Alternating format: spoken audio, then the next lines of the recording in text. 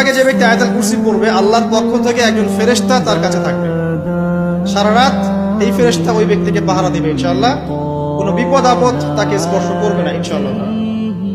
রাতের বেলা অনেক বিপদ হতে পারে, চুরি হতে পারে, ডাকাতি হতে পারে, তারপরে আপনার দুষ্ট জিন শয়তান উৎপাত করতে পারে। এছাড়া আপনার জাদুবিদ্যার কাজ হয় রাত্রেবেলা, মানুষ এগুলো করতে পারে, কুফরি কালাম করতে পারে, ক্ষতিকর প্রাণী আপনাকে কামড় দিতে পারে, অনেক কিছু হতে পারে। আপনি তো ঘুমের মধ্যে আছেন, আপনি জানেন না কি হচ্ছে। অতএব আয়াতুল কুরসি পড়বেন, ইনশাআল্লাহ আল্লাহ পাক আপনাকে হেফাজত করবে ইনশাআল্লাহ। ঘুমানোর আগে যে ব্যক্তি আয়াতুল কুরসি পড়বে আল্লাহর পক্ষ থেকে একজন ফেরেশতা তার কাছে থাকবে সারা রাত। এই ফেরেশতা ওই ব্যক্তিকে পাহারা দিবে ইনশাআল্লাহ। কোনো বিপদ আপদ তাকে স্পর্শ করবে না ইনশাআল্লাহ।